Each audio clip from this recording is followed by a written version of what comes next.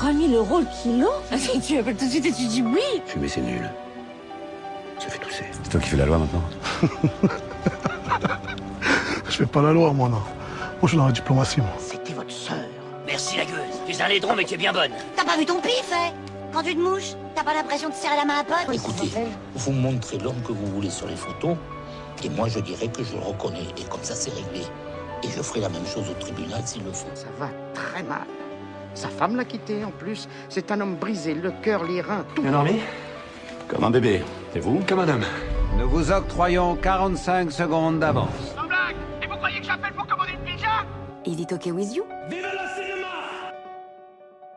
L'Instant Pur Cinéma est heureux et honoré de recevoir aujourd'hui un trio d'actrices, Eva Huot, Zoé Marshall, Fadili Camara, ainsi que la réalisatrice du film, Roxine Elberg, toutes les quatre réunies dans ce même podcast à l'occasion de la sortie du film Coca Chicas au cinéma le 7 mai prochain.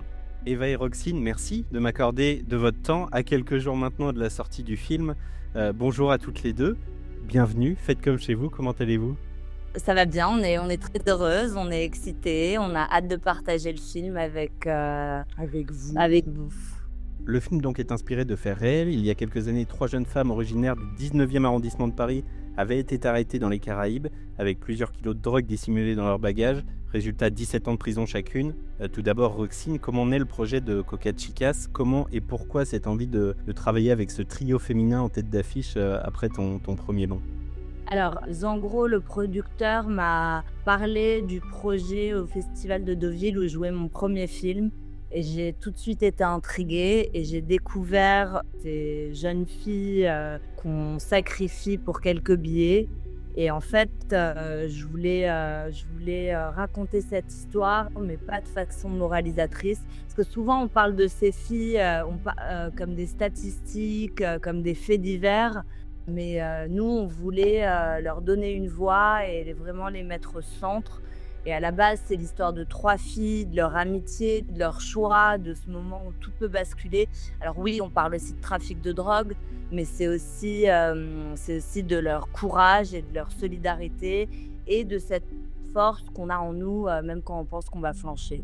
Et quand j'ai rencontré Eva, Zoé et Fadili, c'était assez magique parce qu'elles sont... c'est toujours un peu gênant de parler quelqu'un d'autre qu'à côté, mais je veux dire, elles ont un charisme inné et en même temps, elles arrivent à toucher, à atteindre des profondeurs émotionnelles de façon tellement...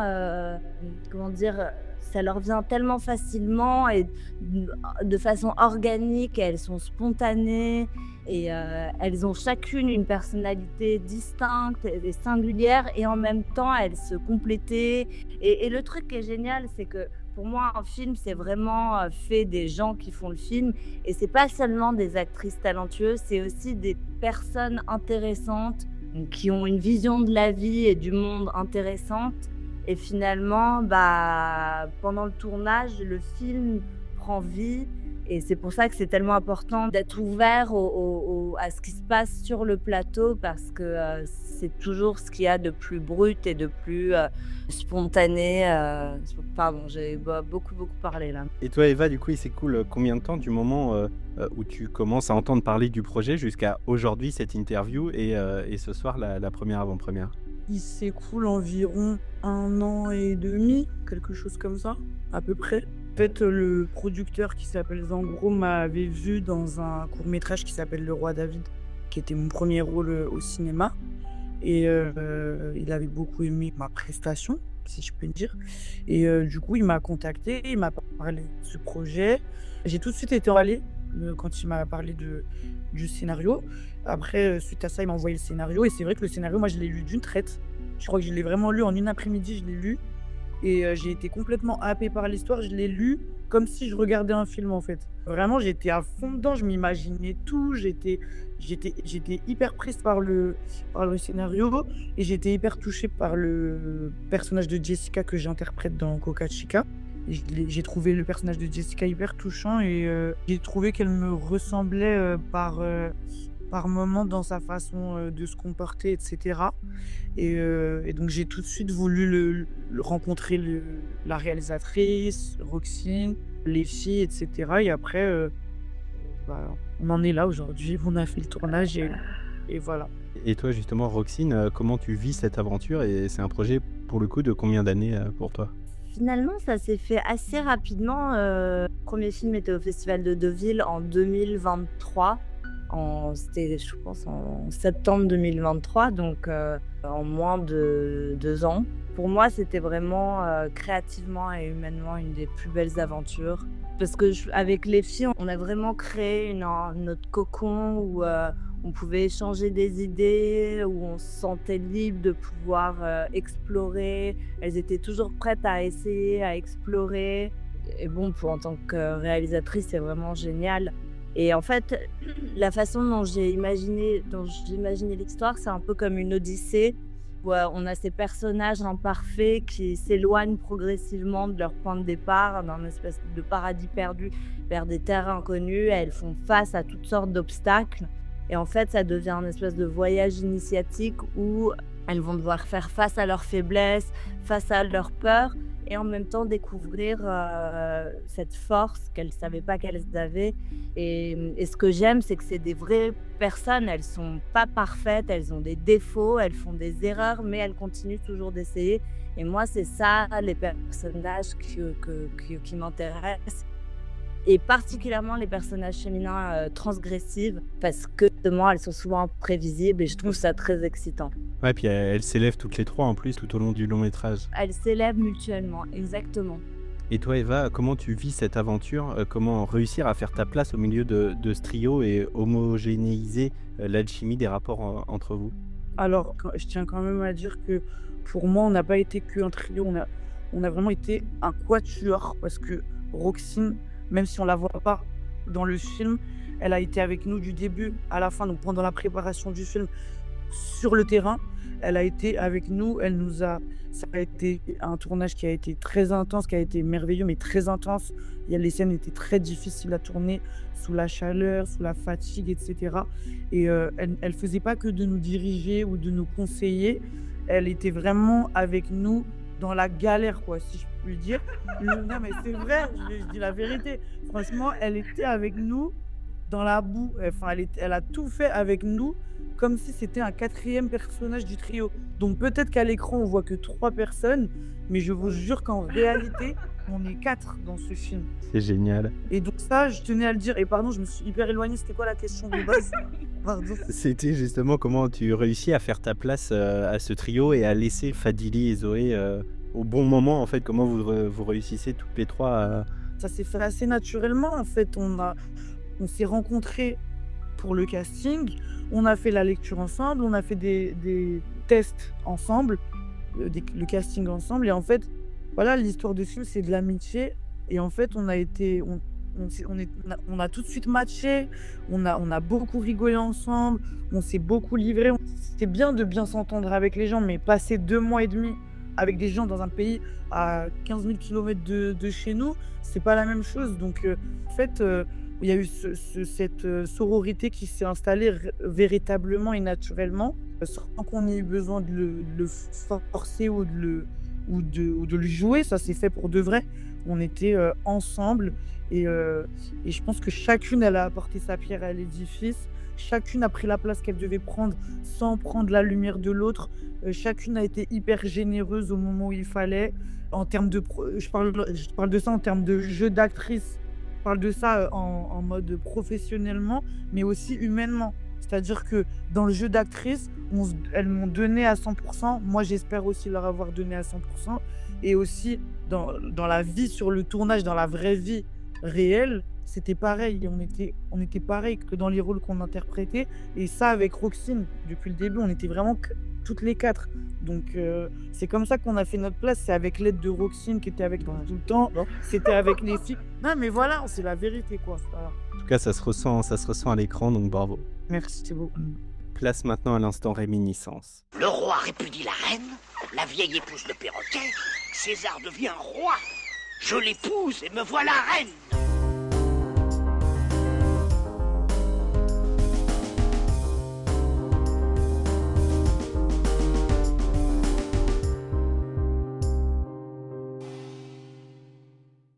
Alors, je vais vous poser plein de petites questions pour répondre. C'est ce qui vous vient à l'esprit tout de suite. Si jamais je vous reposais les questions demain ou après-demain, en fonction de vos humeurs, vos envies, vos réponses pourraient être complètement différentes. Il n'y aurait aucun souci là-dessus. Est-ce que c'est bon pour vous? Quel film vous ramène directement en enfance? Alors moi, c'est pas pour faire genre, mais vraiment, je sais pas comment on le dit en français. The Wizard of Oz. The Wizard of Oz. Comment on dit en français? Non, tu sais quoi? Les bronzés font du ski. Ok. Ah, j'aime trop ce film. Moi aussi. Génial. Moi, je dirais. Alors, en anglais, du coup, je trouve plus le nom du film en anglais, mais en français, c'est À nous quatre. C'est avec Lindsay Lohan. Où tu sais, elle joue deux jumeaux. Ah oui, bien sûr. Et elles partent en vacances, en colonie de vacances. Et en fait, elles savent pas qu'elles sont jumelles et elles vont se découvrir là-bas. Ça, c'est genre le film de mon enfance avec Freaky Friday, là. Ouais. Où elle échange avec sa mère. Ça, c'est trop les films du monde. Votre matière scolaire préférée, c'était quoi? Aucune. J'aimais bien le dessin, moi j'étais plus dans le truc artistique. Le dessin, j'aimais beaucoup. Bon, à l'école, je parle de ça à l'école. Et sinon, j'aimais quoi? J'aimais bien l'histoire. Histoire-géographie, ça m'intéressait énormément, connaître l'histoire, la géographie et tout, ça me passionnait, les cours d'histoire-géo. Ouais. Et toi? Moi, j'aimais bien la philo. Ah ouais. Ça fait... non, mais vraiment, sans vouloir être grandiose, j'aimais bien la philo. Mais c'est hyper intéressant, là. Trop passionnant. On va changer d'univers, je vais vous amener dans le mien. Votre dernier repas, c'était quoi? Alors, mon dernier repas, c'était ce midi. On a mangé des petites pâtes au bœuf avec un peu de parmesan. Et c'est marrant que tu me dises que tu es cuisinier parce que à l'interview de tout à l'heure, on m'a demandé quel était le métier que j'aurais rêvé faire étant petite et j'ai répondu cuisinière. Voilà. Et ben voilà, t'es embauché, c'est bon. Voilà. Et toi, Olsa? Et moi, j'ai mangé de la mozzarella et des asperges. Ok, trop bien. Pleine saison de l'asperge, j'en ai en plein dedans là. Génial. L'aliment ou le plat que vous n'aimez pas? Les huîtres. En fait, j'en ai jamais mangé, mais je sais pas, c'est psychologique. Déjà, c'est vivant. On dirait un gros mollard. Je te rejoins là-dessus. Moi, les huîtres, c'est pas possible. Sans palais qui vont me détester, mais je peux pas. Franchement, je suis assez... Je mange tout, mais je suis pas fan les chicons, c'est un truc belge, non? Ah, les endives. Les endives. Ah, je suis pareil que toi, c'est pas très bon. J'aime pas trop les endives. La dernière, votre plat préféré? J'en ai tellement. Moi aussi, j'en ai tellement. Je crois que mon plat préféré... Là, tout de suite, à l'instant T. Là, tout de suite, c'est un plat ivoirien, ça s'appelle l'atchéké. C'est de la semoule de manioc avec du poulet braisé à côté, des petits alocos et des petites bananes plantains frits et une petite marinade à l'oignon. Mais c'est incroyable. Je vous conseille à tous ceux qui n'ont pas goûté ce plat de le goûter dès que vous pouvez trouver un restaurant ivoirien. Trop bien. C'est succulent. Voilà. Moi, j'adore les sushis. Je mange tout le temps des sushis. J'aime particulièrement les sushis au saumon et uni. Sushi uni, tu sais, c'est les oursins. Ouais. Il y a des gens avec qui ça dégoûte. Moi, j'adore ça. Et est-ce que je peux rajouter une petite anecdote? Allez, vas-y. Un jour, on était très fatigués, on était en retard. Il faisait particulièrement chaud. Et Eva et Fadili et Zoé ont improvisé une scène qui n'était pas dans le script. Et c'était tellement beau, et c'était tellement vivant, et c'est devenu le cœur du film. Et on a vraiment hâte, et on est très fiers, et on a hâte de le partager avec vous en cinéma le 7 mai. Merci infiniment Eva et Roxine, merci de vous être prêtés au jeu, merci pour votre temps, merci pour le film d'une telle intensité avec ce rythme effréné, un vrai John Wick au féminin et à la française. Bravo et merci et je l'espère à très bientôt. Attends, mais dis-nous ce que tu as pensé du film. Ouais. Eh ben écoute, moi franchement j'ai adoré, j'ai été pris dedans. J'en parlais avec Fanny juste avant. Souvent je lance les films et tu vois le temps que le film vraiment se lance, je suis un peu sur mon téléphone et tout. Et en fait genre je suis resté devant mon écran comme ça, le téléphone s'est éteint et genre vous m'avez happé dès le début. Franchement c'était un banger jusqu'à la fin avec des vraies scènes d'action, des chorégraphies assez impressionnantes. Franchement bravo à vous, très très beau travail. Très heureux de l'avoir vu et de vous avoir reçu en tout cas. Merci beaucoup Jean-Charles. Merci beaucoup. Sarah, Jessica et Chanel, 3 amies inséparables issues de la banlieue parisienne, sont venues faire les mules dans une île des Caraïbes pour ramener de la drogue en France et enfin ouvrir leur business de Nails Bar. Mais le voyage est bouleversé lorsque, après s'être fait arrêter à l'aéroport, Jessica disparaît totalement des radars. Incapables d'abandonner leur copine, Sarah et Chanel se lancent à sa recherche dans les bas-fonds de l'île, sans savoir que ce qu'elles vont découvrir dépasse de loin tout ce qu'elles auraient pu imaginer.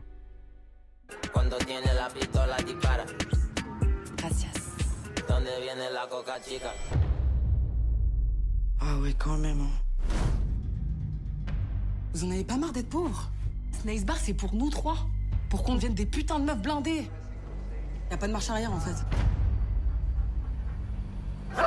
Step above the line. Elle a disparu. Ustedes se van a montar en el próximo avión. Non, non, non. On part pas sans elle. You have no idea the shit you're mixed up in. La francesita está loquísima. S'il reste une chance de la retrouver, moi je vais jusqu'au bout. Elle est où, Jessica? Elle est où? If you don't tell me the truth, we will hurt your friend.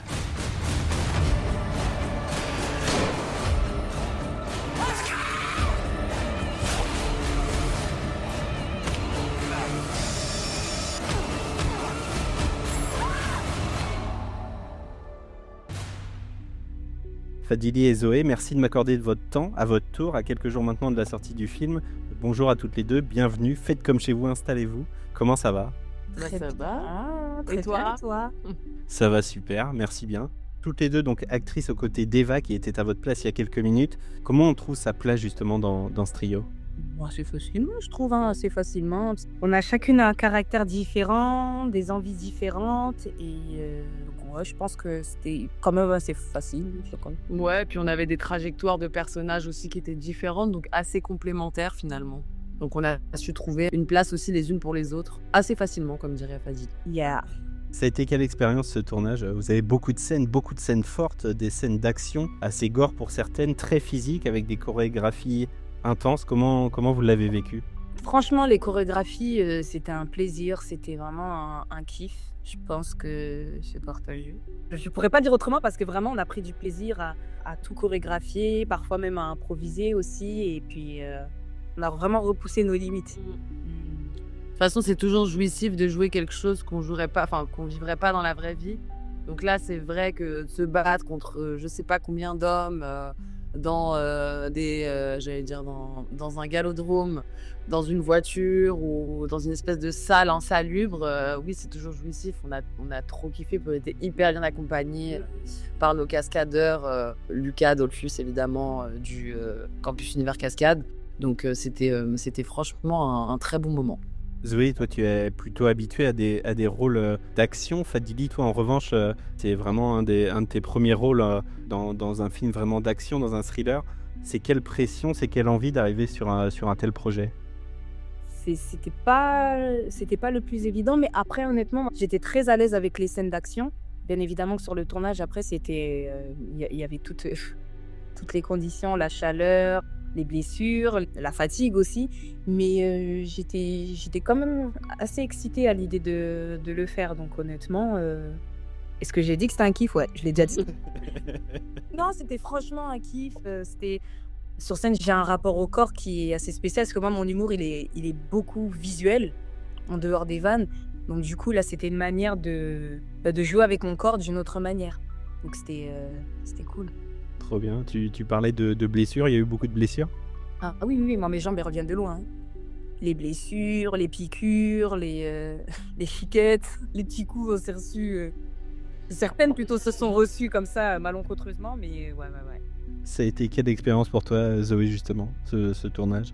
Je crois que c'était une aventure humaine. C'était un Koh-Lanta tourné version cinéma. Non, c'était... franchement, c'était aussi dur que bien. On a passé des moments extraordinaires avec des gens extraordinaires de là-bas, avec des gens qui parlaient pas la même langue que nous. On a rencontré des gens sublimes. Les acteurs de là-bas, ils étaient incroyables, phénoménales. Il y avait Vincent Régal avec nous. Enfin, c'était un truc de particulier. C'est un tournage atypique plutôt. Donc voilà, après, c'est vrai que les 2 mois là-bas, du lundi au samedi, 12 heures par jour, sous 45 degrés, avec des cascades, avec du texte, pas forcément en français, avec des situations très compliquées, où on doit atteindre un summum de sensibilité, tout paroxysme. Ouais, c'était délicat, mais c'était une épreuve et je pense qu'on est archi fiers de ce qu'on a donné et de ce que ça rend dans le film, quoi. Ouais, vous pouvez parce que ça rend vraiment, vraiment super bien Mais dans le c'est film. gentil, Bravo, bravo pour ça. Place maintenant à l'instant réminiscence. Le roi répudie la reine, la vieille épouse le perroquet, César devient roi. Je l'épouse et me voilà reine.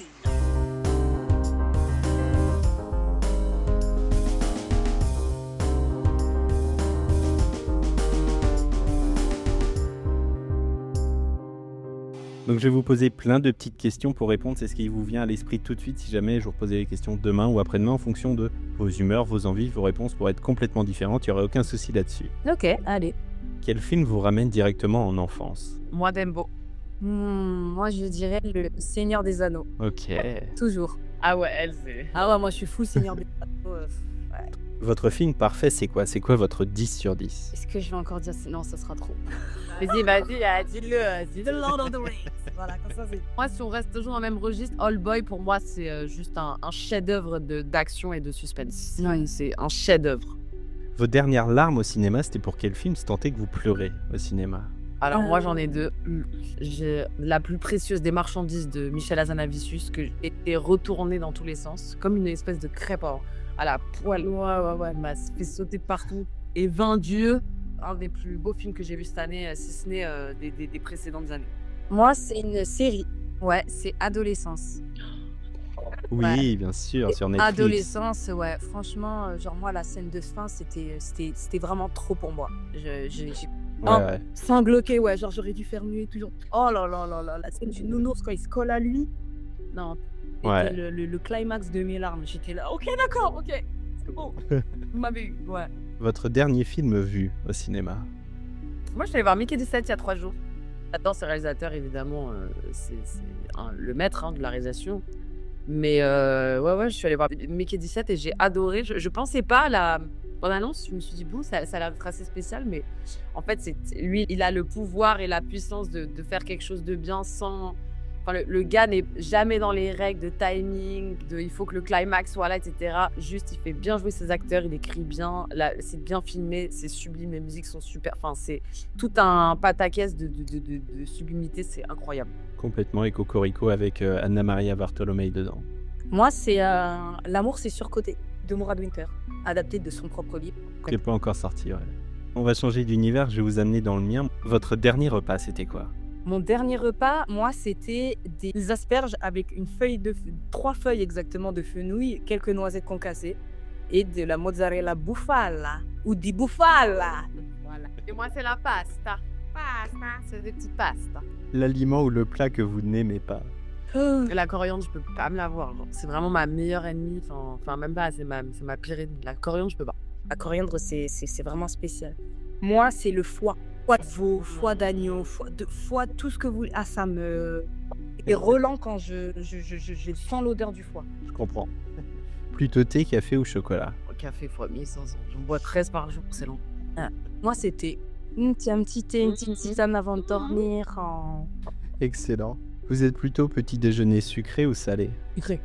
Ouais, sucré aussi, pareil. Et la dernière, votre plat préféré? Un bon tiep de chez moi. Moi, je suis sénégalaise. Un bon tiebouer ou tiebouyap avec du bœuf.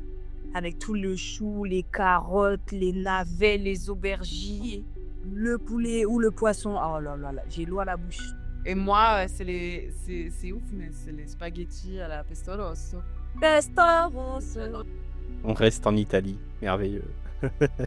Est-ce que vous avez déjà des idées pour vos prochains projets? Est-ce qu'il y a déjà des choses en route pour vous? Oui, il y a d'autres projets. Un film dont un qu'on fait avec Zoé. On ne se quitte plus, voilà. Merci infiniment à Eva et Roxine qui étaient passées juste avant vous. Merci Fadili et Zoé. Merci de vous être prêtés au jeu. Merci pour votre temps. Donc toutes les trois à l'affiche de Coca Chicas, un film de Roxine Elberg, dans les salles françaises dès le 7 mai prochain. Merci à vous, merci à Ocarina et à Fanny pour cette opportunité de dingue. Encore une fois, bravo pour le film, c'était vraiment incroyable à voir, des scènes et des chorégraphies millimétrées qui donnent de l'eau à la bouche. J'ai sorti l'expression tout à l'heure, un vrai John Wick au féminin et à la française. Donc franchement, bravo pour ça et puis à très vite, bonne continuation. Merci beaucoup. Enchanté, Jean-Charles. Et y a quelqu'un? Non, y a personne. Ah bon? Je vous l'avais dit que vous me le paieriez. Payeriez. Je vous l'avais dit. Désarmez-les et récupérez Nico. C'est pas moi. C'est qui alors? J'ai vu, je sais qui c'est, mais je dirai rien. Vous savez découper une sole, un loup, un turbo? J'ai des notions mécaniques. Bon, tout le monde règle sa montre. Mission, quelle heure est-elle? 14h12. Midi 5, parfait. Arrivée d'air chaud.